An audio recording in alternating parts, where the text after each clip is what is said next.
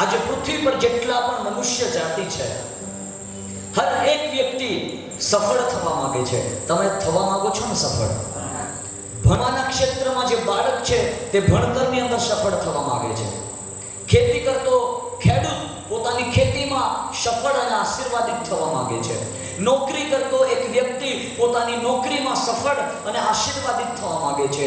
કોઈ ઉદ્યોગ ધંધો કરતો વ્યક્તિ પોતાના એ ઉદ્યોગ અને ધંધામાં તે સફળ અને આશીર્વાદિત થવા માંગે છે. તમને કોઈને વિચાર આવ્યો ખરો કોઈ દિવસ કે હું સફળ ના થાઉં તો સારું? કોઈના મનમાં ક્યારે પણ આવી કલ્પના નથી આવતી. જે ઠોઠમાં ઠોઠ અથવા તો મહેનત વગર પરીક્ષા આપનાર વિદ્યાર્થીને પણ એક અંદરથી એવી ઈચ્છા હોય છે કે હું કદાચ પાસિંગ માર્ક તો આવી જશે, હું સફળ તો થઈ જઈશ. પરંતુ વહાલાઓ, કોઈ પણ વ્યક્તિ પોતાના જીવનની અંદર નિષ્ફળ થવા ઈચ્છતો નથી કે અસફળ થવા ઈચ્છતો નથી. કેમ? એની પાછળનું કારણ છે કેમ કે જ્યારે શરૂઆતની અંદર આકાશમાંના બાપે આપણા આદિ માતા પિતા જેમનું નામ આદમ અને હવા બનાવ્યા અને તેઓને પ્રભુએ આશીર્વાદ દીધો હતો અને એ આશીર્વાદ હતો સફળતાનો. હાલેલુયા. અને એટલા માટે વાંચીએ ઉત્પત્તિ 1 અને 28 ત્યાં બાઇબલ આપણને શું કહે છે? વાંચીએ. આ આકાશમાંનો બાપ એ પ્રથમ મનુષ્યોને પોતાના આશીર્વાદો ઉચ્ચારતા કહે છે. શું કહે છે? વાંચો ઉત્પત્તિ 1 અને 28. અને દેવે આદમ અને હવાને આશીર્વાદ દીધો અને દેવે તેઓને કહ્યું કે સફળ થાઓ. બધા બોલે સફળ થાઓ. સફળતા એ તમારો હક છે. કોઈ તો કહે આમેન. હાલેલુયા. એટલા માટે ઘણી પીઢીઓ, ઘણા લોકો જન્મ્યા, મૃત્યુ પામ્યા, પરંતુ આજે પણ આપણા ડીએનએ માં એ સફળતાના શબ્દો ગુંજી ગયા છે. એટલા માટે આપણે ઓલવેઝ દરેક ક્ષેત્રની અંદર સફળ થવા માંગીએ છીએ. આત્મિક જીવન હોય, જે સેવા કરી રહ્યા છે પ્રભુના સેવકો, તેઓ સેવામાં સફળ થવા માંગે છે. તમે દાન વરદાનો તમને મળ્યા હોય તો તમે એમાં સફળતા પ્રાપ્ત કરવા ચાહો છો, એમાં વધવા માંગો છો. પણ સાચા અર્થની અંદર સફળ આશીર્વાદિત જીવન જીવવા માટે શું કરવું જોઈએ એ સંબંધી આજે સાંજે હું તમારી સાથે થોડી મિનિટોની અંદર દેવના વચનોથી વાત કરીશ. હાલેલુયા. હાલેલુયા. સફળ અને આશીર્વાદિત જીવન જીવવા માટેની 3 ચાવીઓ છે. કેટલી ચાવીઓ છે? 3 ચાવીઓ છે. અને આજે એ 3 ચાવીઓ આપણે સમજી લઈશું તો આપણે જીવનના હર એક ક્ષેત્રની અંદર સફળ થશું. પછી તે ઉદ્યોગ રોજગાર હોય કે પછી આત્મિક જીવન હોય કે પછી આ જગતનું જીવન હોય, આપણે સફળ થયા વગર રહીશું નહીં. કેમ કે બાઇબલ પવિત્ર શાસ્ત્ર આપણને કહે છે અને એના માટે ખૂબ જ જાણીતી કલમ, જાણીતો અધ્યાય, જાણીતું પુસ્તક છે અને એમાંથી આ 3 ચાવીઓ સંબંધી આજે સાંજે આપણે શીખનાર છે. વાંચીએ ગીત શાસ્ત્રનું પુસ્તક અને તેનો પહેલો અધ્યાય અને તેની પહેલી કલમને જરા વાંચવામાં આવો. જે માણસ દુષ્ટની સલાહ પ્રમાણે ચાલતો નથી, જે પાપીઓના માર્ગમાં ઊભો રહેતો નથી, અને જે નિંદાખોરોની સાથે બેસતો નથી, તેને ધન્ય છે. ધન્યનો અર્થ સફળ અને આશીર્વાદિત થાય છે. શોર્ટની અંદર જો હું તમને કહું, અહીંયા બાઇબલમાં એવું વાંચવામાં આવ્યું કે જે માણસ દુષ્ટોની સલાહ પ્રમાણે ચાલતો નથી, નંબર 2, જે પાપીઓના માર્ગમાં ઊભો રહેતો નથી અને જે નિંદાખોરોની સાથે બેસતો નથી, તેને ધન્ય છે. હાલેલુયા. અહીંયા જો તમે ધ્યાન આપ્યું હોય, વાંચ્યું હોય કે તમે જ્યારે વાંચ્યું ત્યારે ધ્યાન આપ્યું હોય, અહીંયા મનુષ્ય જીવનની અંદર આપણે દરરોજ 3 પ્રકારની ક્રિયા કરતા હોય છે. નંબર 1, ચાલવાની ક્રિયા. બધા ચાલો તો છો ને? ગુડ. બીજી ક્રિયા ઊભા રહેવાની ક્રિયા. બધા ઊભા તો રહો છો ને? અને નંબર 3, બેસવાની ક્રિયા. મારી પાછળ બોલજો. ચાલવાની ક્રિયા, ઊભા રહેવાની ક્રિયા અને બેસવાની ક્રિયા. તમે આ સમયે કઈ ક્રિયામાં છો? બેસવાની ક્રિયામાં. હું ઊભા રહેવામાં અને ચાલવાની ક્રિયામાં છું. તમારા જીવનના સફળ અને આશીષમય બને એ માટે 3 ચાવીઓમાંની પ્રથમ ચાવી એ છે તમારે યોગ્ય ચાલ ચાલવી પડશે. Hallelujah, hallelujah. અહીંયા લખ્યું છે જે માણસ દુષ્ટોની સલાહ પ્રમાણે ચાલતો નથી તેને ધન્ય છે, તે આશીર્વાદિત છે. બાઇબલ જ્યારે મત્થીની લખેલી સુવાર્તા તેનો 5મો અધ્યાય અને તેની 9મી કલમમાં શું લખે છે વાંચો.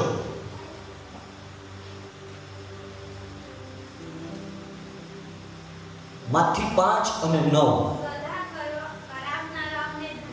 સલાહ કરાવનારાઓને ધન્ય છે,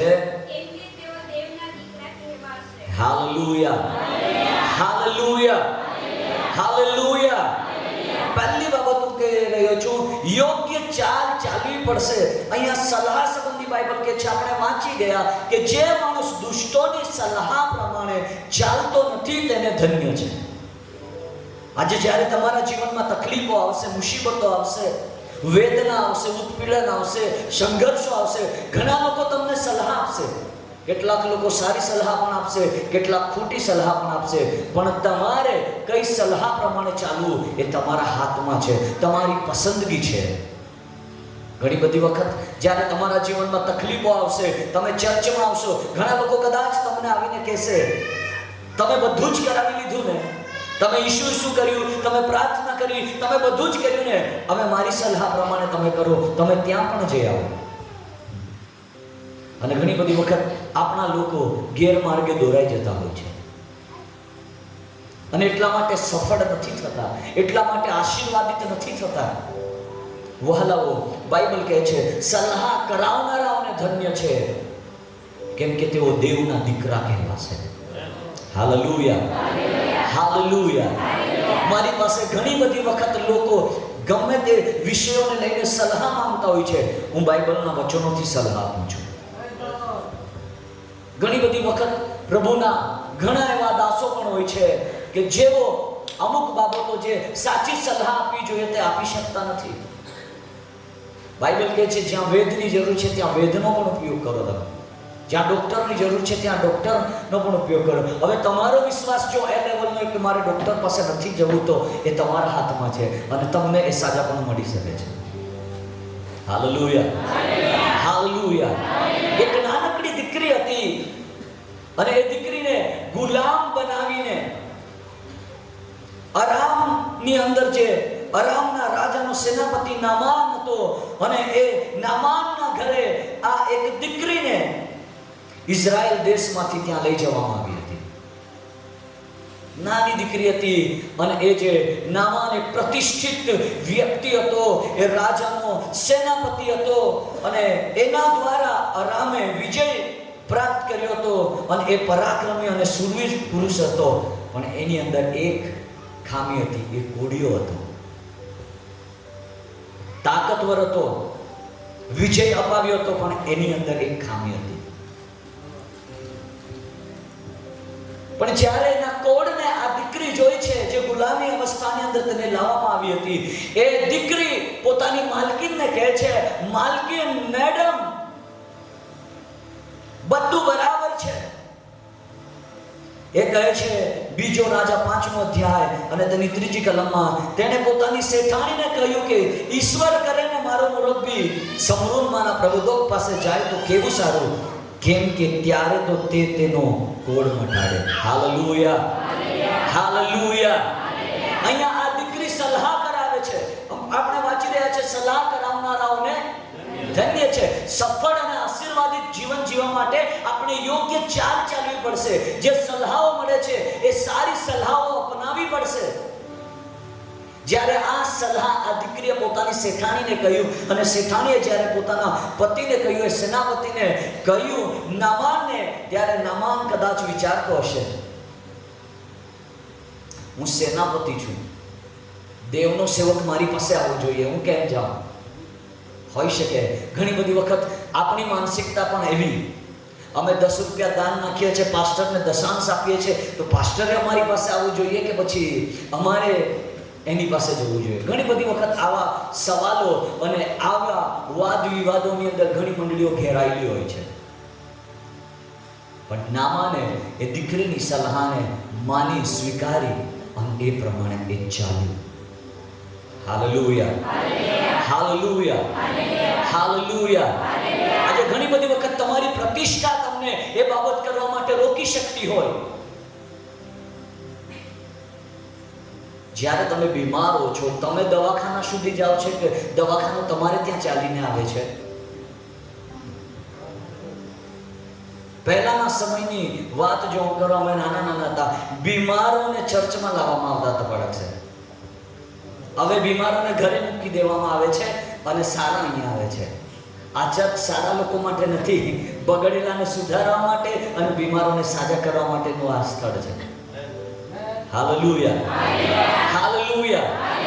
આજે માથું દુખે ઘરે બેસી રહે, અને જે સારા હોય તે અહીંયા આવે તો સાજા કઈ રીતે થશે? પછી અહીંયા વિનંતી, આપણે ફલાણો ભાઈ અહીંયા છે, અહીંયા છે, અહીંયા છે, પ્રાર્થના કરજો. આ તકલીફ છે, પ્રાર્થના કરજો. એને અહીંયા લાવો.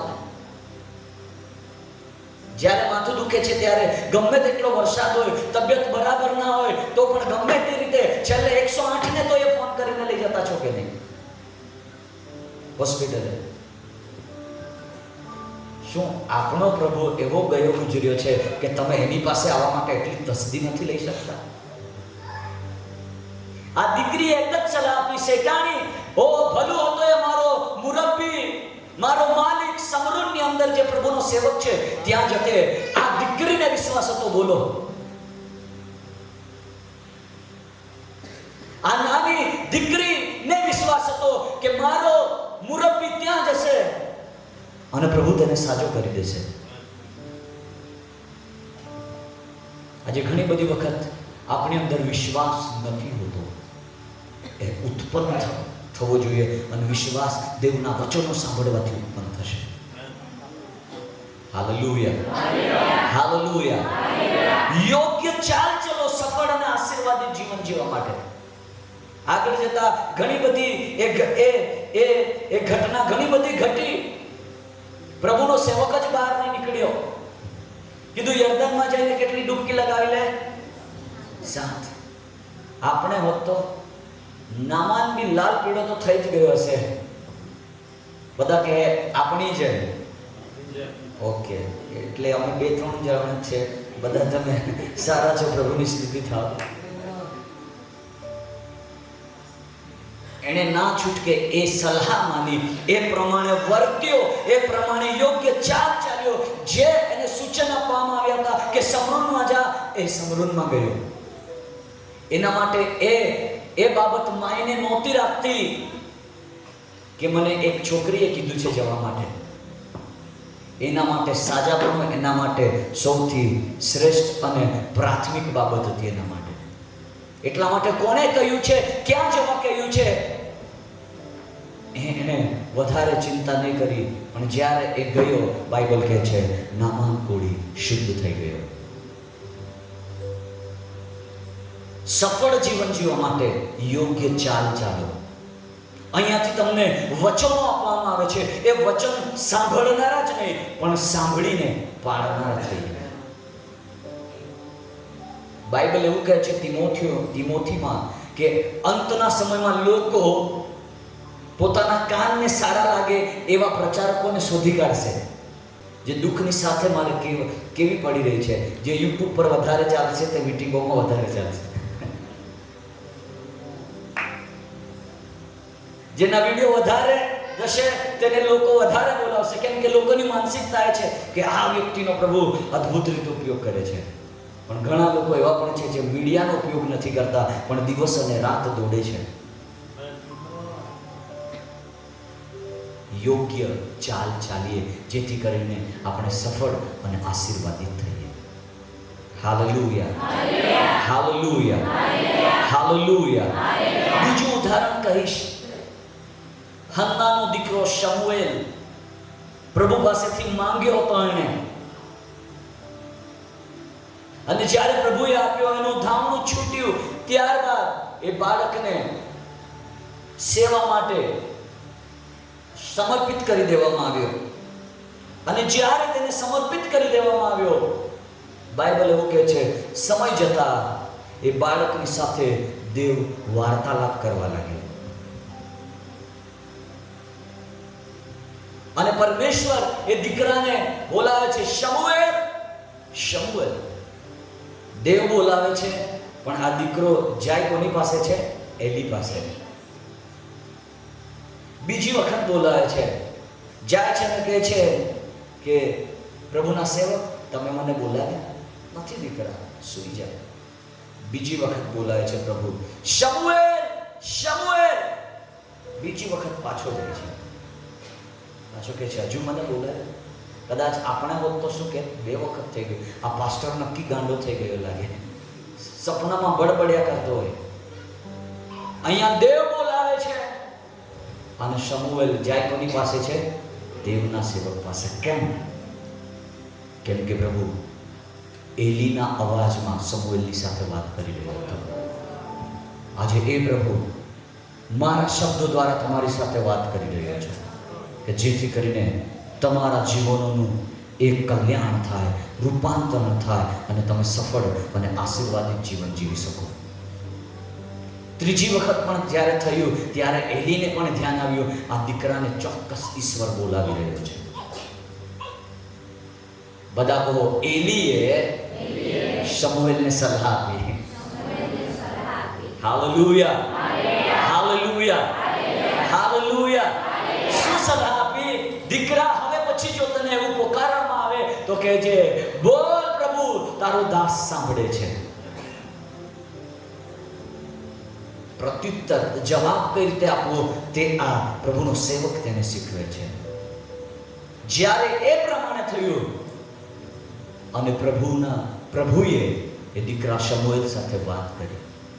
તમે જો સફળ થવા માંગો છો, ચાહે સેવા ક્ષેત્ર હોય, ભણતરનું ક્ષેત્ર હોય કે પછી આત્મિક જગતની અંદર, તો તમારી એક વાત, પહેલી પ્રથમ ચાવી છે, તમારે યોગ્ય ચાલ ચાલવી પડશે. આ જગત ચાલે છે તે પ્રમાણે નહીં. જગત તમને ઘણી બધી દિશાઓ બતાવશે, ઘણી બધી બાબતો તમારી સમક્ષ આવશે. તમારા પ્રલોભનો માટે, તમારી દોડમાં તમે અટકી જાઓ એ માટે ઘણા પ્રલોભનો તમારી પાસે આવશે. પણ તમારે યાદ રાખવાની જરૂર છે, ધન્ય એ જ છે જે દુષ્ટોની યુક્તિ પ્રમાણે ચાલતો નથી. Hallelujah, hallelujah, hallelujah. એક મસીહ પરિવાર, એક પ્રભુ પર વિશ્વાસ કરનારો પરિવાર, જેની પાસે અઢળક ધન સંપત્તિ હતી અને ઘણાએ નોકર ચાકરો હતા, અને એ વ્યક્તિઓના જીવનની અંદર અચાનક જ એક દિવસે શૈતાને હુમલો કર્યો અને એક જ દિવસની અંદર હજારોની સંખ્યામાં ઘેટા, બકરા, ઊંટ, બળદો મૃત્યુ પામ્યા. એટલું જ નહીં, 10 બાળકોની લાશ એ વ્યક્તિએ પોતાની આંખોની સામે જોઈ. આયુ, આપણી સામે કોઈ એક લાશ હોય તો આપણે કેવા બેબાકડા થઈને રડીએ છીએ. આપણા આંસુ સુખાઈ જાય છે. આવો એટલા આપણે ગળું ફાડીને, ઓ દિલ ખોલીને આપણે રડીએ છીએ આપણા હાલ સોયાને જ્યારે ખોઈએ છીએ. વિચાર કરો, અયુબ પોતાની આંખોની સામે 10 લાશો જોતો હતો અને રડતો હતો. એટલું જ નહીં, એટલાથી એના દુઃખનો અંત નથી આવ્યો. એને માથાથી લઈને પગના તળિયા સુધી ગુંગળા નીકળી આવ્યો. જે અયુબ એક સમયે રાજાની જેમ ખુરશી પર બેસીને ઓર્ડર આપતો નોકરોને તેના માટે ભોજન આવતું, એ જ અયુબ આજે એ ખુરશી છોડીને નીચે રાતમાં બેઠો છે, ટીકરી લઈને પોતાના ફોડાને તે ખંજવાળે છે. એ સમયે એની પત્ની, અયુબની પત્ની અયુબ પાસે આવે છે અને કહે છે, શું તું હજુ પ્રભુ પ્રભુ કર્યા કરે છે? હું કહીશ, અયુબની પત્ની ઠીક જ તો કહી રહી હતી કે તે ગલત નથી કર્યું, છતાં તારી સાથે આવું થઈ રહ્યું છે, તો શું હજુ તું તારી સચ્ચાઈ પર બની રહ્યો છે? અહીંયા અયુબની પત્ની અયુબને એક સલાહ આપે છે, જે દુષ્ટ સલાહ હતી કે હોઈ શકે તો તારા ઈશ્વરને તારા મોઢે તું શ્રાપ આપી દે અને થઈ તો મરી જા. અયુબે શું પસંદ કર્યું? અયુબ એ સમયે પણ એને યોગ્ય ચાલ ચાલી. બાઇબલ એવું કહે છે, અયુબે પ્રભુનો આભાર માન્યો અને પત્નીને કહ્યું, અરે તું શું અવિશ્વાસનારી પત્ની જેવી વાતો કરે છે? શું પ્રભુ તરફથી કેવળ આપણને સુખ મળે એટલું જ? અયુબ કહે છે, હું મારી માના પેટમાંથી નાગો આવ્યો હતો અને નાગો જોઈશ. પ્રભુએ આપ્યું, પ્રભુએ લઈ લીધું, પ્રભુના નામની સ્તુતિ થાવ.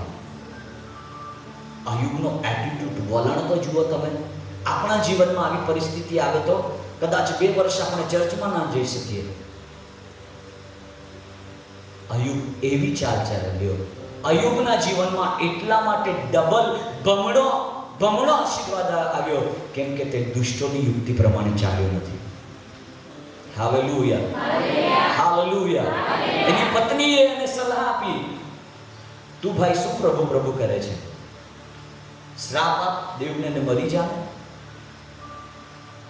આ અયુબની પત્નીની હૃદયની વેદના પણ બહુ ભયાનક હતી. એનાથી એના પતિનું એ દુઃખ એને જોવામાં બહુ અલગ લાગતું હતું. બીજા શબ્દોમાં આપણે શું કહી શકીએ, એને સહન નહોતું થતું કે મારો પતિ આવો ઈશ્વરની આરાધના કરવા વાળો, નિત્ય બલિદાન કરનારો, એની સાથે આવું થયું છે. અયુબ સફળ, ધન્ય, આશીષમય જીવન એટલા માટે જ એને પાછળથી પણ પ્રાપ્ત થયું કેમ કે એ દુષ્ટની યુક્તિ પ્રમાણે ચાલ્યો નથી, એ યોગ્ય રીતે ચાલ્યું છે. આજે તમારા જીવનમાં પણ ઘણા દુઃખો આવ્યા છે. વહાલા પરિવારો, કોઈકની સાથે પવિત્ર આત્મા આ સમયે વાત કરી રહ્યો છે. તમે તમારા દુઃખોમાં ઘણું બધું ગુમાવ્યું છે. હું તમને આજે પ્રભુના સેવક હોવાના નાતે તમારા માટે પ્રબોધવાણીના રૂપમાં કહીશ, તમે જે ગુમાવ્યું છે એનું 7 ગણું પ્રભુ એક જ મહિનામાં આપવા માટે પણ સામર્થ્ય છે. જે બીમારીઓ, જે તકલીફો પાછળ તમે જે નાણાં ખર્ચાયા છો, એ પ્રભુ એક જ મહિનામાં 7 ગણા એ રિટર્ન કરી શકે છે, એવું મારો પ્રભુ છે. હાલેલુયા. શરત માત્ર એટલી છે, તમે સાચી અને સારી ચાલ ચાલો. નંબર 2, બીજી બાબત હું તમને કહીશ. આપણે ફરી એક વખત ગીતશાસ્ત્ર તેનો 1લો અધ્યાય અને તેનો 1લી કલમનો 2જો ભાગ જ્યારે વાંચીએ છીએ, લખ્યું છે, જે પાપીઓના માર્ગમાં ઊભો રહેતો નથી તે ધન્ય છે. Hallelujah, hallelujah. આજે જગતમાં ઘણા બધા માર્ગો છે. હવાઈ માર્ગ છે, દરિયાઈ માર્ગ છે. બાઇબલ પણ 2 માર્ગ વિશે કહે છે. 2 માર્ગ છે. નરકમાં જવાની હોય તો કોઈ મહેનતની જરૂર નથી, નાચતા નાચતા પહોંચી જશો ત્યાં, પણ પછી ત્યાં દેવ નચાવશે આગમાં. 2 માર્ગ છે, એક પોડો અને એક સાંકડો. જે પોડો માર્ગ છે તે નાશ તરફ લઈ જાય છે, પણ સાંકડો માર્ગ જીવન સુધી લઈ જાય છે. સફળ અને આશીર્વાદિત જીવન જીવવા માટેની બીજી ચાવી છે, તમારે સાચી જગ્યાએ ઊભા રહેવું પડશે. Hallelujah, hallelujah. જે ગલત છે તેને ગલત કહેવું પડશે. આજે લોકોની તકલીફ શું છે ખબર? ના કહેતા નથી આવડતું લોકોને. બાઇબલ કહે છે, જે પાપીઓના માર્ગમાં ઊભો રહેતો નથી. આપણા ઊભા રહેવું પણ એ યોગ્ય અને સાચી જગ્યાએ હોવું જોઈએ. એક જુવાન દીકરો જેને પ્રભુએ દર્શન આપ્યું હતું કે, અને દર્શનનો મતલબ હતો કે હું ભવિષ્યમાં તને મોટો માણસ કરીશ. નામ છે યુસુફ. જ્યારથી દર્શન જોયું ત્યારથી એના જીવનમાં તકલીફો પ્રારંભ થઈ ગઈ.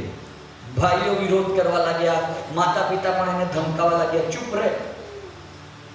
ગુલામીમાં વેચી દેવામાં આવ્યો, મિસરની અંદર એને પહોંચાડી દેવામાં આવ્યો. અને એક જ્યારે મિસરમાં એને આણવામાં આવ્યો અને ભાલો ત્યાં એક પોટીફાર નામનો એક મિસ્ત્રી, જે ફારૂનનો એક અમલદાર હતો, તેના ઘરે આ વ્યક્તિને વેચાતો લઈ લેવામાં આવ્યો હતો. આ ત્યાં રહી રહ્યો હતો.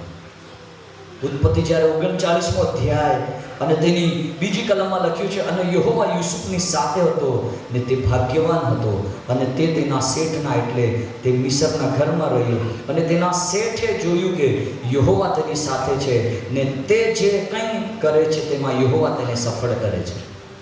Hallelujah, hallelujah. માલિકને ખબર પડી ગઈ, આ માણસ સાધારણ નથી. જે પણ કંઈ આ કરે છે આ સફળ થાય છે. હવે ઘણા માલિકો એવા હોય ત્યાં નોકરો ટકતા ના હોય, ઘણા માલિકો એવા હોય ત્યાં નોકરો કામકાજ કરવાવાળા ટકતા ન હોય. કોઈક માલિકનો સ્વભાવ સ્ટ્રિક્ટ હોય, કડક હોય. એટલા માટે આજના મજૂરો પણ કેવા થોડું કહી દીધું એટલે નથી કામ કરવું, બીજી જગ્યાએ કે કામ નહીં મળશે. પણ યુસુફ સંબંધી એનો માલિકે જોયું હતું કે આ જે કંઈ પણ કરે છે એમાં એ સફળ થાય છે, મતલબ દેવ એની સાથે છે. યુસુફ પોતાના મા બાપથી, પોતાના ભાઈઓથી દૂર હતો, પણ પ્રભુથી એ દૂર નહીં હતો. આ યુસુફ આગળ જતા જે પોતીફારની જે પત્ની હતી અને પત્ની આની સાથે વ્યભિચાર કરવાની ઈચ્છા રાખતી હતી. એક દિવસ બન્યું એવું, કોઈ ઘરમાં નહીં હતું, યુસુફ પોતાનું કામકાજ કરી રહ્યો હતો. એ સમયે આ પત્ની એના પર બળજબરીથી એને વહાલાઓ ફસાવવા માટે, એની સાથે વ્યભિચાર કરવા માટેના એણે પ્રયાસો કર્યા. પણ તે સમયે યુસુફ ત્યાંથી ભાગ્યો. આપણે શું શીખી રહ્યા છે? ધન્ય તે છે જે પાપીઓના માર્ગમાં ત્યાં ઊભો નથી રહ્યો. તે માર્ગમાં, તે જગ્યા પર ઊભો નથી રહ્યો. આજે વહાલા જુવાનો ઘણા બધા છે, વાલી જુવાન બહેનો, વાલા ભાઈઓ અને બહેનો, આજે જીવનની અંદર ઘણી એવી પરિસ્થિતિ હશે, ઘણી એવી જગ્યા છે, ત્યાંથી તમારે જલ્દી નીકળવાની જરૂર છે. કહાવત છે, સંગ તેવો રંગ. મોબાઈલ જ્યારે કોઈ ગેમ રમે છે, 3 જણ રમે છે અને એક વ્યક્તિ આવે છે, અને જ્યારે આવે છે આવીને જોઈ છે એને કશું જ ખબર નથી પડતી, પણ એને આટલો તો ખ્યાલ આવે છે આમાં બંદૂકથી મારવાની વાત તો છે. એક દિવસ આવશે, જોશે, ઊભો રહેશે. 3 જણ અત્યારે આના પર ધ્યાન નહીં આપશે, પણ 3-4 દિવસ લગાતાર ત્યાં આવીને ઊભો રહેશે, કહેશે તું બી રમવાનું છે કે? એ કહેશે મને નથી આવડતું. એ કહેશે અમે શીખવી દઈશું. આ સિમ્પલ ઉદાહરણો હું તમને આપી રહ્યો છું. પરિણામે આગળ જતા એ વ્યક્તિ એ લોકો કરતા માસ્ટરી પ્રાપ્ત કરી લેશે. એમાં એ રમશે, બરાબર મારશે. ઘણી એવી જગ્યા છે, વ્યસન કરનારા લોકોની સાથે પણ તમારે ઉભા રહેવાની જરૂર નથી. અજવાળાનો અને અંધકારનો મેળ. આટલું આપણને પ્રભુએ તો મગજ આપ્યું છે કે સારું શું છે અને ખોટું શું છે, આપણે પસંદ કરવાની જરૂર છે. Hallelujah, hallelujah. યુસુફને સાથે જ્યારે આવો વ્યવહાર થયો, એ ત્યાંથી ભાગી ગયો. પણ એ સ્ત્રીએ ઉલટાનો એના પર તહમત મૂક્યો. પણ શું યુસુફ પોતાને નિર્દોષ સાબિત કરવા માટે કશું કરી શકતો ન હતો, કેમ કે ગુલામ હતો. જ્યારે યુસુફ પર આ તહમત મૂકવામાં આવ્યો કે આણે બળાત્કાર કરવાનો પ્રયાસ કર્યો છે, ત્યારે ઘણા બધા લોકોએ કહ્યું એટલે જ આને એના મા બાપને એ લોકોને વેચી દીધો છે. ઉલટાનો એ સાચા યુસુફ પર ત્યાં કામ કરતા બીજા નોકરોએ તહમત લગાવ્યો અને કહ્યું આ એવો જ હશે, એટલા માટે એને ઘરથી બહાર કાઢી મૂકવામાં આવ્યો કે વેચી દેવામાં આવ્યો. યુસુફને લોકો જે કંઈ પણ કે એની કંઈ પડેલી નહીં. એને ખબર છે મારો ન્યાય પ્રભુ ચૂકવશે. હાલેલુયા. ઘણી બધી વખત હાલાઓ તમારી સાથે ખોટું થતું હશે, તમે સાચા છો, તમારી સાથે ખોટું થશે. તે સમય તમે શાંત રહો, પ્રભુના ન્યાયના સમયની તમે રાહ જુઓ. જ્યારે આને જેલ ભેગો કરી દેવામાં આવ્યો, જેલમાં યુસુફને, જેલમાં બધા સારા લોકો હોય નહીં, સુધરેલા, પ્રાર્થના કરવાવાળા, 3 વખત બાઇબલ વાંચન કરવાવાળા લોકો હોય જેલમાં, ખૂન કરવાવાળા હોય, ચોરી કરવાવાળા હોય, હત્યા કરવાવાળા હોય, ઘણા બધા એવા ગુનાહોને લીધે તેઓને જેલમાં નાખવામાં આવ્યા. યુસુફને એવા લોકોની સાથે ત્યાં નાખવામાં આવ્યો. જ્યારે યુસુફની એન્ટ્રી થઈ, બીજા કેદીઓ ચીડવતા હશે, બળાત્કારી આવે છે, બળાત્કાર કરનાર વ્યક્તિ આવે છે. ઘણા નામો યુસુફને આપી દેવામાં આવ્યા છે. એ સમયે યુસુફ તેઓની સાથે વાદ વિવાદ કરવા માટે ઊભો નથી રહ્યો. નહીં ભાઈઓ, હું નિર્દોષ છું. યુસુફને ખબર છે મારે આ લોકોને કહેવાથી કશો મેળ આવવાનો નથી, કેમ કે આ લોકો, હું ગમે તેટલો પોતાને સાબિત કરીશ હું નિર્દોષ છું, પણ કોઈ મારા પર વિશ્વાસ નહીં કરશે. આ યુસુફ જાણતો હતો. એ જેલના માહોલની અંદર પણ પ્રભુ તેની સાથે હતો. એના સાથી કેદીઓ એના ખિલાફ બોલતા હશે, પણ યુસુફની સાથે પ્રભુ સ્વયં હાજર હતો. હું શું કહી રહ્યો છું? યુસુફ પ્રધાનમંત્રી એટલા માટે બન્યો કેમ કે પાપીના માર્ગમાં ઉભો રહ્યો નથી. અને આજે આપણે શીખી રહ્યા છીએ, જે પાપીઓના માર્ગમાં ઉભો રહેતો નથી તેને ધન્ય છે. પ્રધાનમંત્રી બને એના પહેલા એ એવા માર્ગમાં ઉભો રહ્યો નથી જે માર્ગ તેના દર્શનથી અલગ કરતો હોય. આજે તમારે તમારા જીવનના એ માર્ગ અને એવી જગ્યાઓને તપાસ કરવાની જરૂર છે. કઈ એવી બાબતો છે જે તમને ઈશ્વરથી અલગ કરી રહી છે, અને એ બાબતોને તપાસ કરીને એ બાબતોને જીવનમાંથી કાઢી નાખવાની જરૂર છે. Hallelujah, hallelujah, hallelujah, hallelujah, hallelujah. જો મોટા પદ પર જવું છે, મોટી સેવા જોઈએ તો મોટા સંઘર્ષોનો સામનો પણ કરવો પડશે. અને એક જ બાબતને હું એ સત્યને જાણું છું, જેટલા મોટા તુફાનો એટલા મોટા ચમત્કારો. આ સ્ટેજ પર આવીને ઇન્સર્ટ કરીને માઇક પકડીને બોલવું એટલે સેવક તો આ લોકોની જલસા છે. જ્યારે અમારી સાથે હો ને ત્યારે તમને ખબર પડે જલસા કોને કહેવાય. હર એક સંઘર્ષો, હર એક વિઘ્નો. કેટલા જણા ઈચ્છે છે અમારે સેવા કરવી છે? કેટલા લોકો સેવા કરવા માંગે છે? તિમોથીને કહ્યું છે દુઃખ ઉઠાવ અને સુસમાચાર પ્રગટ કર. પહેલા તમને કહી દે દુઃખ ઉઠાવો, પછી પ્રચાર કરો, તો કોઈ આ પ્રચાર તરફ નજર પણ નહીં કરશે. એવા લોકોનો તમારે સામનો કરવો પડશે. તમારો વિરોધ કરવામાં આવશે. તમે ભલે સાચા હશો, તમારી ઉંમરને લઈને, તમારું સ્ટેટસ જોઈને, તમારું બેકગ્રાઉન્ડ કેવું છે. લોકો આજે વ્યક્તિ ભૂતકાળમાં કેવો હતો એ જોઈ છે, વર્તમાનમાં કેવું જીવી રહ્યો છે એ નથી જોતા.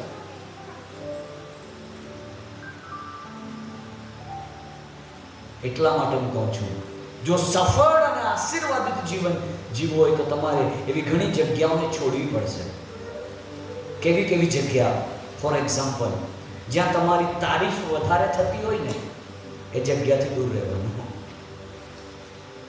કહેતા હોય અંકુરભાઈ એવી જગ્યાથી તમારે દૂર રહેવું, અંકુરભાઈ બહુ ખતરનાક વગાડતા છે.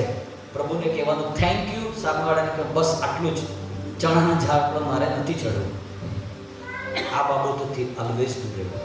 સફળ અને આશીર્વાદિત જીવન જીવવા માટે નંબર 1 પહેલી બાબત હું શીખી રહ્યો છું, પણ એમાં બીજી બાબત હું તમને કહું. મારા જીવનનો હેતુ છે કોઈ દિવસ ઘમંડ નહીં કરવું, કોઈ દિવસ પૈસાની લાલચ નહીં કરવી, અને કોઈ દિવસ સ્ત્રીઓના લાલચની અંદર એ વ્યભિચારના પાપથી દૂર રહેવું. આ 3 પાપ એવા છે. બીજા ઘણા પાપો છે જે તમને સેવાથી હટાવી શકે છે, પણ આ શૈતાનના મુખ્ય હથિયારો છે સેવા કરનારાઓને તોડી પાડવા માટે. એનો મતલબ એ નથી કે અમારા પર એ હથિયારો નથી આવતા, પણ અમને ખબર છે કયા હથિયારો આવે ત્યારે કયું શસ્ત્ર આપણી પાસે જે છે તેનો ઉપયોગ કરવો. એ આપણે ઉપયોગ કરવું પડશે, તો જ આપણે બચી શકીશું. જ્યાં વધારે તારીફ થતી હોય ત્યાંથી દૂર રહો. જ્યાં લોકો બેસીને એકબીજાની નિંદા કરતા હોય ત્યાંથી દૂર રહો. જ્યાં ગાળ બોલતા હોય એવા મિત્રને કેન્સલ જ કરી દો લાઈફમાંથી.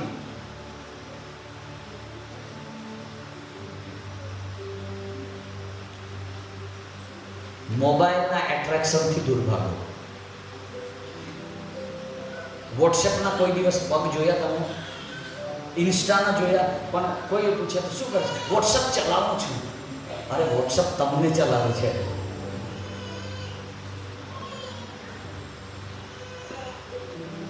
એક્સનું જે ટ્વિટર કહેવાય એના પગ નથી. સ્નેપચેટ હતું, ઘણા બધા સોશિયલ મીડિયાના એ પ્લેટફોર્મો હતા, આપણે ચલાવીએ છે. એ તમે નથી ચલાવતા, એકચ્યુઅલમાં તમને ચલાવી રહ્યા છે. અને મોબાઈલને ચલાવતા મોબાઈલ તમને ચલાવતો એવી જગ્યા પર લઈને ઊભો કરી દેશે જ્યાં પાપ ભરેલા એ કાર્ય, એ કૃત્ય ત્યાં તમને દેખાશે. એવી જગ્યાએથી તમે ભાગો. બાઇબલ કહે છે જે પાપીઓના માર્ગમાં ઊભો રહેતો નથી તેને ધન્ય છે. આયુષ્ય ધન્ય બન્યો, આશીષિત બન્યો, કેમ કે એ જગ્યા પર એ ઊભો નહીં રહ્યો. આજે તમારે કઈ કઈ જગ્યાઓ છોડવાની છે, લિસ્ટ બનાવી કાઢો ઘરે જઈને કે હવે પછી હું આ લોકોથી દૂર રહીશ. એનો મતલબ એ બી નહીં કે તમે એટલા પવિત્રતા દેખાડો કરો, એ પણ યોગ્ય નહીં. તમારે બધું બેલેન્સમાં રાખવું પડશે, સમતોલ રાખવું પડશે. એ તો તમે અલગ રહેશો તો પ્રભુએ તો કહે છે જગતનું મીઠું તમે છો. હવે જ્યાં ગંદકી છે, જ્યાં બધું છે, ત્યાં તમે ના હશો તો તેઓને સ્વાદ કેવો લાગશે? એનું ઉત્તમ ઉદાહરણ, એનું પ્રકાશન પ્રભુએ જે મને આપ્યું છે તે હું તમને કહું. આ પૃથ્વી પર પ્રભુ ઈસુનું જ્યારે બીજું આગમન થશે, બધું જ મીઠું ઉફાળાઈ જશે. Hallelujah, hallelujah. બધું જ મીઠું. આપણે મીઠું છે પ્રભુનો, કે પ્રભુ કહે છે તમે જગતનું, જ્યારે આખું મીઠું ઉફાળાઈ જશે પછી આ પૃથ્વીવાસીઓને ખબર પડશે કે ખ્રિસ્તી લોકો હતા તો સારું પ્રાર્થના કરતા ને બધી સમસ્યાઓ હલ થઈ જતી. પણ જ્યારે આપણે ઉફાળાઈ જશે ને પછી તે 7 કાળનો વિપત્તિ કાળ શરૂ થવાનો છે. પછી અમુક મીઠું બનવા માટે આવશે પણ ગળું કપાવવું પડશે. સમજી રહ્યા છો હું શું કહી રહ્યો છું? અને પ્રભુ ઈસુ બીજા આગમનમાં મધ્ય આકાશમાં આવવાના છે. કયા આકાશમાં? પહેલું આકાશ કયું? જ્યાં સૂરજ, ચાંદ, તારા, આકાશ ગંગા છે. બીજું આકાશ શેનું છે? દુષ્ટ આત્માઓનું આકાશ છે. અને ત્રીજું આકાશ એ સ્વર્ગ, જેને આપણે કહીએ છીએ. હવે અહીંયાથી પ્રાર્થના જશે તો પહેલા ચાંદ તારાઓને પાર કરતી ક્યાં જશે? મધ્ય આકાશમાં. ત્યાં તો દુષ્ટ આત્મા રોકવાના છે, જેમ દાનિયેલની પ્રાર્થના રોકી. પ્રાર્થના અહીંયાથી જતા વખતે પણ તકલીફ છે, ઉત્તર આવતી વખતે પણ તકલીફ છે. પણ હું કહું છું, પ્રભુએ મને જે સમજ આપી છે, તમે તમારા શબ્દોથી એ જગ્યા પર ગાબડું પાડી દો એટલે કોઈ તમને રોકટોક કરે જ નહીં. Hallelujah, hallelujah. પ્રભુ ઈસુ બીજા આકાશની અંદર મધ્ય આકાશમાં ઉતરવાના છે ત્યારે કેમ એ 7 વર્ષનો વિપત્તિ કાળ ભયાનક હશે. આપણે કોઈ છાપરું બનાવીએ અને છાપરું જેવો સિમેન્ટના પતરા બરાબર ના હોય, પગ મૂકીએ તો એ ભાંગી જશે કે એ સારા રહેશે? ભાંગી જશે, તૂટી પડશે એ છાપરું. જ્યારે પ્રભુ ઈસુ પણ એ આગમનમાં આવશે, પોતાનો પગ જ્યારે મધ્ય આકાશમાંથી નીચે પસારશે, એ દુષ્ટ આત્માના આખા લશ્કરો નીચે તૂટી પડશે. બાઇબલ પ્રગટીકરણમાં પછી કહે છે પહેલા દૂતે આ પ્યાલો તોડ્યો, પહેલો પ્યાલો તોડ્યો. હું તમને સમજાવી રહ્યો છું, સફળ અને આશીર્વાદિત જીવન જીવવા માટે તમારે યોગ્ય માર્ગ, યોગ્ય જગ્યાઓ પર ઊભા રહેવું પડશે. પ્રભુની સંગતિમાં ઊભા રહેવું પડશે. બાઇબલ વાંચવા માટે બેસવું પડશે. તમારે આત્મકષ્ટ કરવા માટે બેસવું પડશે. તો તમે આશીષિત થશો. હાલેલુયા. છેલ્લી બાબત કહીને હું મારું બોલવાનું સમાપ્ત કરીશ, અને એ છે વાંચો ગીતશાસ્ત્ર 1લો અધ્યાય 1લી કલમની છેલ્લો ભાગ.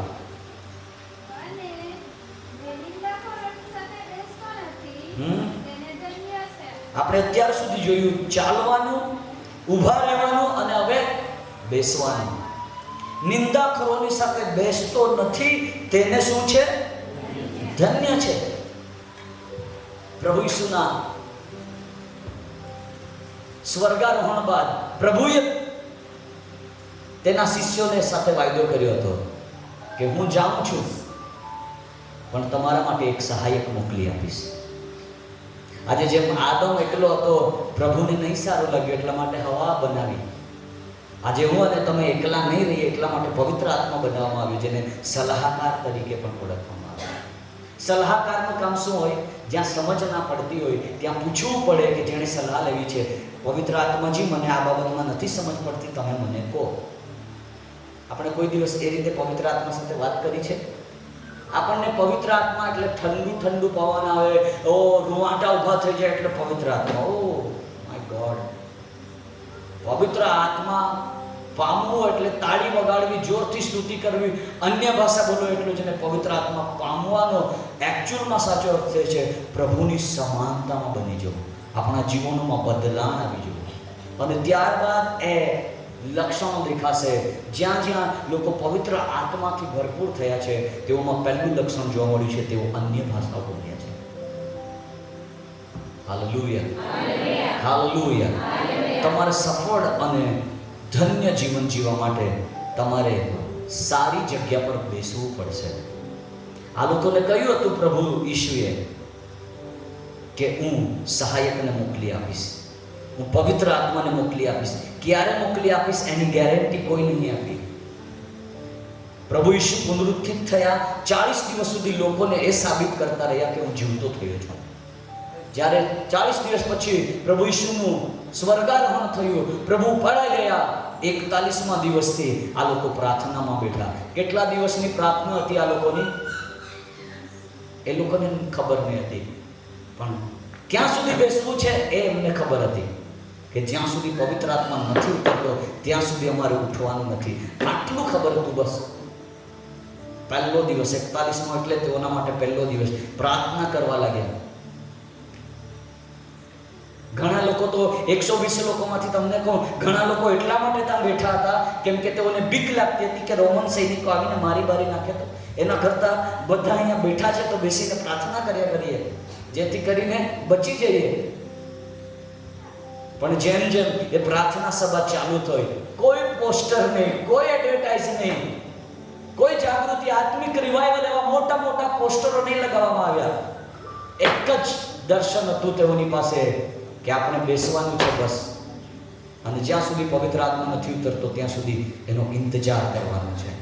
બીજો દિવસ થયો, ત્રીજો દિવસ થયો, પણ જેમ જેમ તેઓ પ્રભુની સાથે સંગતિ કરતા ગયા તેઓને મજા આવવા લાગી. જ્યારે પ્રેરિતોનો કૃત્યો તેનો પહેલો અધ્યાય જ્યારે સમાપ્ત થાય છે, ત્યારબાદ મંડળીનો પ્રથમ અધ્યાય એટલે પ્રેરિતોનો કૃત્યનો બીજો અધ્યાયની શરૂઆત થાય છે. તમારા જીવનમાં નવું પ્રકરણ ત્યાં સુધી નથી શરૂ થતું જ્યાં સુધી તમારું આગલું પ્રકરણ સમાપ્ત નથી થતું. આ તકરીબન 120 લોકો હતા, ત્યાં બેઠા હતા, ત્યાં પ્રભુ ઈસુની માતા, તેના ભાઈઓ, શિષ્યો, 120 જેટલા લોકો હતા. આપણે શું શીખી રહ્યા છે? જે નિંદાખોરોની સાથે બેસતો નથી તેને ધન્ય છે. આ લોકો નિંદા કરવા નહીં, દેવની પ્રશંસા કરવા માટે બેઠા હતા, દેવની સ્તુતિ કરવા માટે બેઠા હતા, દેવની જય જયકાર કરવા માટે બેઠા હતા. અને જ્યારે તેઓ જય જયકાર કરી રહ્યા હતા, 49મો દિવસ આવ્યો, અને જ્યારે 50મો દિવસ આવ્યો, બાઇબલ એવું કહે છે એકાએક આંધી અને તુફાન અને ઘૂઘવાટનો અવાજ લોકોને સંભળાયો, અને પવિત્ર આત્મા તેઓની ઉપર અગ્નિની નાની નાની જીભો, છૂટી છવાતી જીભો હરેક વ્યક્તિના મુખમાં પ્રસરી ગઈ અને તેઓ બોલવા લાગ્યા. Hallelujah, hallelujah, hallelujah, hallelujah. ક્યાં બેઠા હતા આ લોકો? સ્તુતિ આરાધના કરવા. આજે આપણે ક્યાં બેસીએ છીએ બહેનો? ઘણી વખત બધું કામ પૂરું થઈ જાય એટલે પંચાયત કરવા માટે આપણે બેસતા હોઈએ. પહેલી બહેનનું આવું, એમના ઘરે એવું, જ્યારે 2 ચોટલા ઓટલા પર મળે ત્યારે ગડબડી થાય. એનું બી નીકળે અને પહેલાનું બી નીકળે. એટલા માટે સાવધાન. બહેનોને તો ખાસ કીધું છે કેમ કે પહેલા હવા છેતરાઈ હતી, આદમ નહીં. એટલા માટે ઘણી વખત ભલે તમે આત્મિક લેવલમાં ઘણા આગળ હશો તમારા પતિથી, પણ જો પતિ તમને કોઈ સારી સલાહ આપે તો એને સ્વીકારી લેવાનું. ઘણા પરિવારોમાં પાડોશે એવું હોય, બહેનો જો આત્મિક રીતે વધારે હોય તો પતિને કંઈ નહીં ગણે. પણ બાઇબલ કહે છે પતિ તમારું શિર છે. જે મંડળીનું શિર પ્રભુ ઈસુ છે તેમ પતિ તમારું શિર છે, માથું છે. આ લોકો સ્તુતિ, આરાધના, ધન્યવાદના અર્પણો જ્યારે ચડાવી રહ્યા હતા, બાઇબલ કહે છે પવિત્ર આત્માનું સામર્થ્ય તેઓ પર ઉતરી પડ્યું. તેઓ અન્ય ભાષાઓ બોલવા લાગ્યા અને પ્રભુના નામની સ્તુતિ કરવા લાગ્યા. જે પિત્તરે 3 વખત પ્રભુનો નકાર કર્યો હતો, જે પોતાને એ કહેવાને એને હિંમત નહીં ચાલતી હતી કે હા હું પ્રભુ ઈસુની સાથે હતો, એ જ પિત્તર જ્યારે પવિત્ર આત્માથી ભરપૂર થયો, એ જ ડરપોક પિત્તર પવિત્ર આત્મા પામે, એના પહેલાનો ડરપોક પિત્તર જ્યારે પવિત્ર આત્માથી ભરપૂર થયો, એ છાતી ઠોકીને ઊભો રહીને પ્રચાર કરવા લાગ્યો અને એક જ પ્રચારની અંદર 3000 જેટલા લોકોએ પ્રભુ પર વિશ્વાસ કર્યો. આ છે ભરપૂરીનું સામર્થ્ય. આ લોકો તે સંગતિમાં બેઠા, તે જગ્યા પર બેઠા. એલીશાના સમયની અંદર બાઇબલ એવું કહે છે, એલીશા પોતાના સેવક એલીશા એ પોતાનું કામ કરીને એક જગ્યાએથી બીજી જગ્યાએ જતા હતા અને એ સમયે જ્યારે જતા હતા અને પ્રભુનો સેવક થોડા વાળ નીકળી ગયા એટલે ટાલ્યો હતો. ત્યાં ઘણા બાળકોની મંડળી બેઠી હતી અને એ લોકો પ્રભુના સેવકને મસ્કરી કરવા લાગ્યા, કેવા લાગ્યા, એ ટાલવાળા ચાલ્યો જા. પ્રભુના સેવકે આનું શું બગાડ્યું હતું. જ્યારે ઘણી વખત થઈ ગઈ, પ્રભુના સેવકે પાછળ જોયો અને તેઓને શ્રાપ દીધો. એ જ ક્ષણે ત્યાં જંગલ હતું, તેમાંથી 2 રીંછ નીકળ્યા અને બાઇબલ કહે છે તેઓમાંના 42 બાળકોને ફાડી ખાધા. કેટલા? ત્યાં કેટલા બાળકો હતા? 43 પણ હોઈ શકે, 50 પણ હોઈ શકે, પણ બાઇબલ કહે છે તેઓમાંના 42 ને જ કેમ ફાડી નાખ્યા? પવિત્ર આત્મા અમને સમજાવો. મેં પ્રભુને કહ્યું, પ્રભુ સમજાવો 42 ને જ કેમ? કેમ કે તે તો ઠટ્ઠા કરવા વાળી મંડળી હતી. પ્રભુના આત્માએ મને શીખ્યું, દીકરા 42 ને જેટલા માટે, કેમ કે ત્યાં ઘણા બધા હતા, પણ એમાંથી 42 લોકોએ જ મજાક કર્યો હતો, જેથી કરીને જેઓએ નથી કર્યો તેઓને સબક રહે કે આજે નથી કર્યો, કરવાના જતા હારું બચી ગયા એવું કહેતા છે, પણ આગળ જતા પણ તેઓને એ ધ્યાનમાં રહે. Hallelujah, hallelujah, hallelujah. હું મારું અહીં બોલવાનું સમાપ્ત કરીશ. આપણો સમય પણ આપણને એટલો અનુમતિ અહીં આપે છે. મેં તમને આજે સમજાવ્યું સફળ અને આશીષમય જીવન જીવવા માટેની 3 ચાવીઓ. યોગ્ય રીતે ચાલો, યોગ્ય જગ્યા પર ઊભા રહો અને યોગ્ય જગ્યા પર બેસો. તમે ભણતરના ક્ષેત્રમાં છે, યોગ્ય એવા મિત્રની સાથે તમે ચાલો, જેઓ સારા મહેનતુ છે, હોશિયાર છે. તેઓની સાથે તમે સંગતિ કરો, તેઓની સાથે બેસો, તેઓની સાથે ચર્ચા કરો. એનો પ્રભાવ ચોક્કસ તમારા પર પડશે. જો તમે આત્મિક જીવનમાં વૃદ્ધિ પામવા માંગો છો, તમારા પાસે દાન વરદાન છે, એનો ઉપયોગ હજુ વધારે સારી રીતે કઈ રીતે કરી શકાય એ જો સમજવું હોય તો પ્રભુના યોગ્ય સેવકો સેવિકાઓ છે, તેઓની સાથે તમે ચર્ચા કરો, તેઓની સાથે બેસો. મારા ગામની અંદર એક દાદા છે અને તેમના દ્વારા પ્રભુ ખૂબ જ મોટા કામ કરતા. હું આ ઉદાહરણ એટલા માટે કહી રહ્યો છું, ઘણી બધી વખત પ્રાર્થનામાં જ સગડું નથી, પ્રાર્થના અને વચન જરૂરી છે. અભણ છો, દાન વરદાન છે, વેલ ગુડ, ખૂબ આભાર પ્રભુનો કે પ્રભુએ તમને દાન વરદાન આપ્યું છે, પણ જે વચન આવે છે તેને વધારે મહત્વ આપો. કેમ કે પ્રભુએ પોતાના નામ કરતા વચનને વધારે મહત્વ આપ્યું છે. શેતાને જ્યારે પ્રભુ ઈસુની પરીક્ષા કરી, વચનથી પ્રભુ લડ્યા છે.